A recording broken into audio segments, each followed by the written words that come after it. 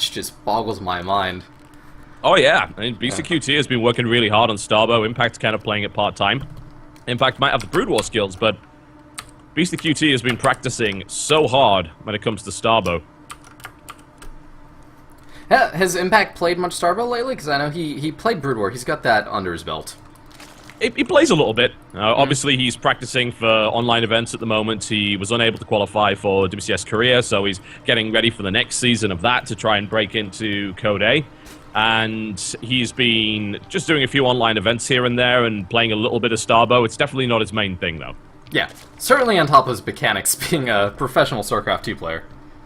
It does help, yeah. And let's be honest, you know, he's on Wunjin stars for years playing Brood War, so those kind of skills are very transferable, as we've already seen. Alright, let's introduce the players. Let us indeed do that. To the northwest position, ladies and gentlemen. Playing Zerg and putting down the pool on 10, it is Axiom Impact. Versus his opponent to the southeast position, currently one apiece in this best-of-3 group stage series. In the green trunks, currently teamless. One could even call him a professional Starbow player now. It's Beastyqt. At this point, yeah, he has just been crushing the ladder. He is one of the favorites to win. At the same time, Crank as well was, but Impact actually destroyed Crank pretty convincingly with some very aggressive play. Yeah. Those Brood War skills definitely shining to light. He knows how to do a Hydra Bust. He knows how to do shenanigans on Destination.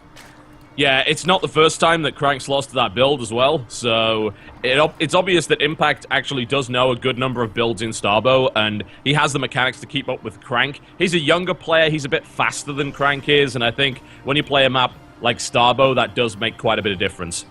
Oh yeah, especially with the increase in APM being useful. Yeah. It's absolutely true, with all those different macro mechanics, the equivalent of Chrono Boost for all races, and all sorts of things like that. Yeah, it takes a little bit of work, and Impact is not going to see that second barracks, but looking at the contents of the base, he's going to be thinking, well, hang on a minute. Where's that? When's that CC coming down? Yeah, when is it? You know, are you delaying it until I leave? And Impact tries to go back in, but Beastyqt denies him. So that second barracks is a nice little trick there. And I wonder if Impact is going to be tempted to try and take another hatch at this point, which might be very risky. At the same time, he did immediately go into Lings right off the bat. Yeah, he did. And that's lovely. Absolutely lovely engagement. Takes down 2 Marines, loses no Lings whatsoever. Still doesn't know about that barracks, but the problem with putting the barracks there is it's not going to be there to defend the main. That said, the wall-off is complete, so Impact is going to be able to delay this expansion, I would imagine, for a little while. Absolutely. Oh, Beastyqt trying something cheeky. Tries to slip a bunker at the natural of Impact, but Impact spots it, shuts it down right away.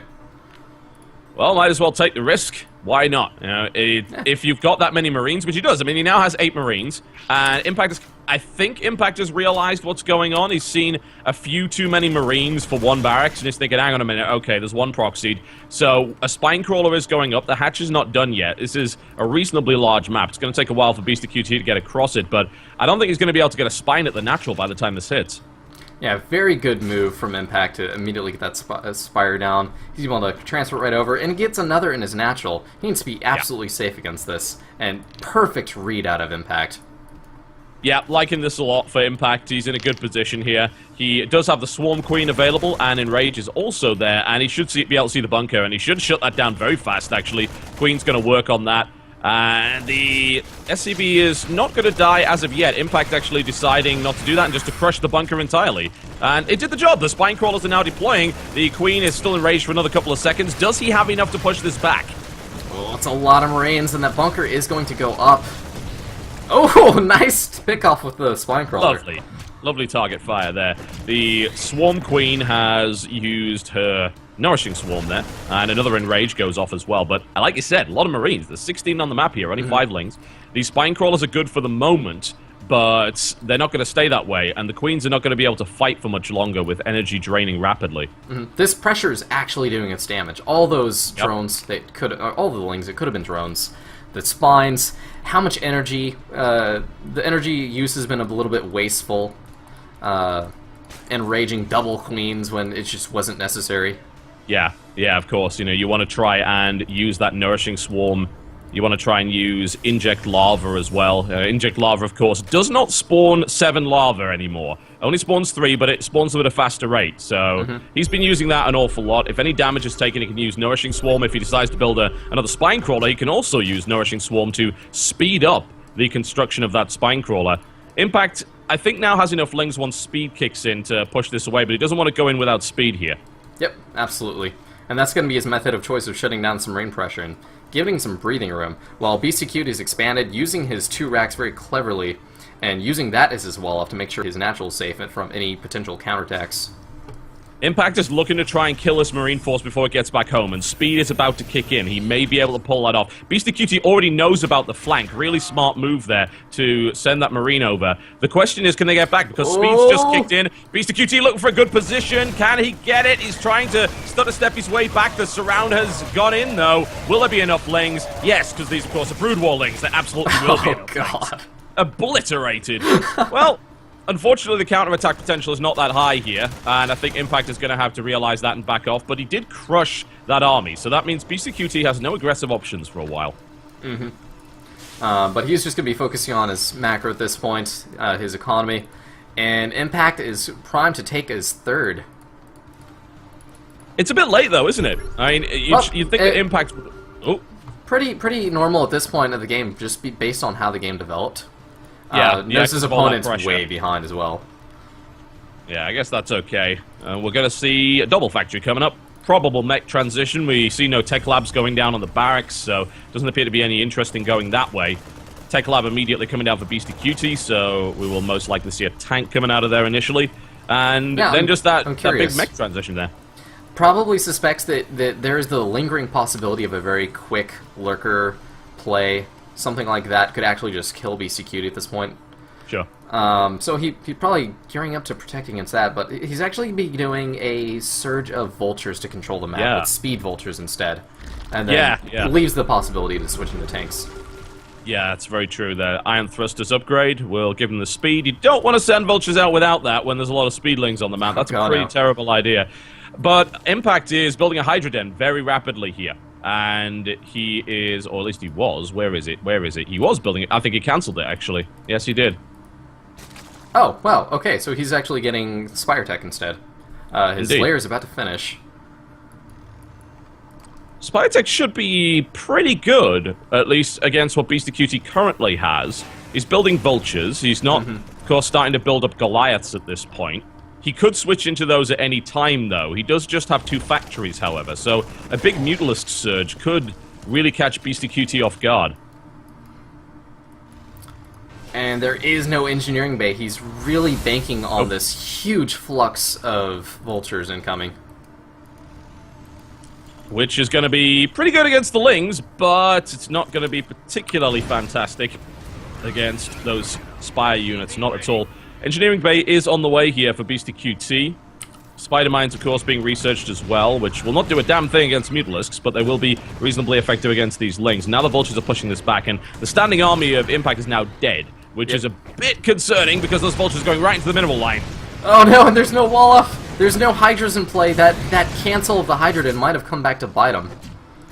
Yeah, he wanted to go for that big Mutalisk surprise, and the Spine Crawler will do a decent amount of damage and take out a couple of Vultures, but this is going to go for the 3rd base now, and we're going to rely on 2 Spines and the Enraged Queen, which looks like it is actually going to be enough. I think the main reason this happened was there was just no scouting done by Impact to scout this. There was no Overseer, like we saw last game. Nothing got in the main.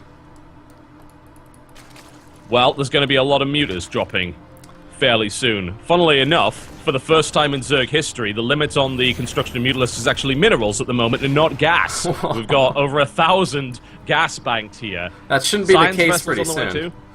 No, certainly not. There's now 9 Mutalisks coming in. Science vessel construction will begin shortly, considering Irradiate's coming in. A couple of Goliaths being added on as well. I think Beastyqt suspects something. Otherwise, you would have... Well, he definitely knows now, because the single Mutalisk pops out and says hi to the Vultures, and the rest are on the way.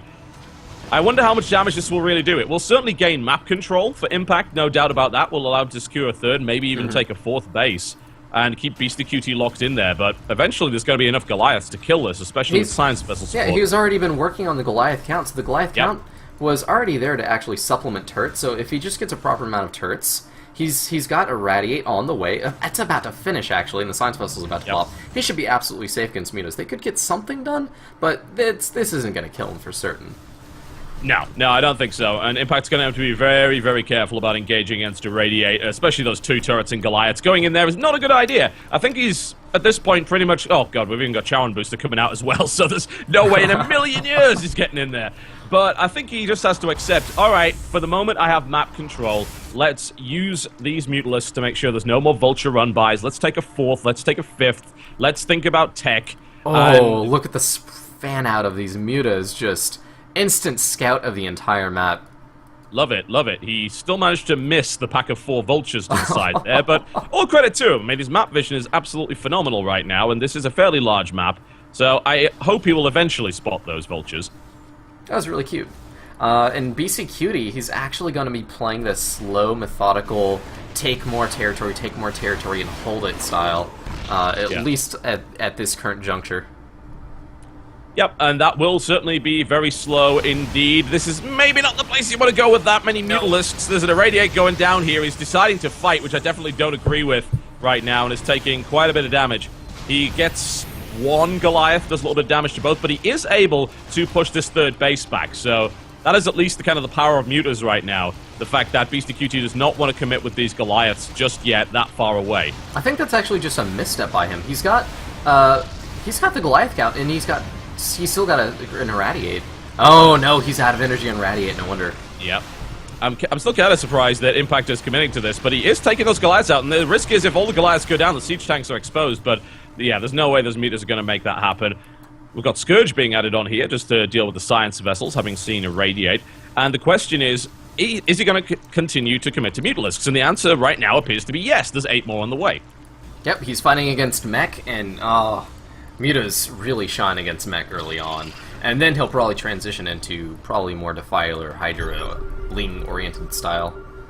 Vulture run-by coming in, a lot of them as well. I think this mineral line's going to go down, and the commitment of Mutalisks to attacking that 3rd base has left the 3rd of Impact very open to this harassment. The Vultures will eventually die, but some damage is being done. In the meantime, the Mutalisks come in once again, trying to take out these Goliaths. 1 goes down, 2nd one goes down, 3rd one about to go down as well. There's still 3 more backing this one up, but SCBs are dying as well, and there's still 25 Mutalisks, and the Goliath count is only 6. Oh man, and the Goliath army was actually split apart. The back row of Goliaths were just busy fighting Overseer and wasting their time. Yep, looks like Science Vessels got took out as well, because there were 7 Scourge on the map, and now there aren't any, and there's also no Science Vessels, so I think we can deduce what happened there. Oh yeah. A couple of missile turrets are not going to go up, and Impact is going to dive right on top of those Goliaths, but an Irradiate comes in as well. I don't know if that's going to be enough, though. That's 25 mutas with the +1 Carapace upgrade on it as well. He's moving into missile turret range. Impact is going to lose a lot here to make this happen, but it doesn't matter. There's enough mutas. GG. And Impact 2-1 against Beastyqt there. Well, I guess the solution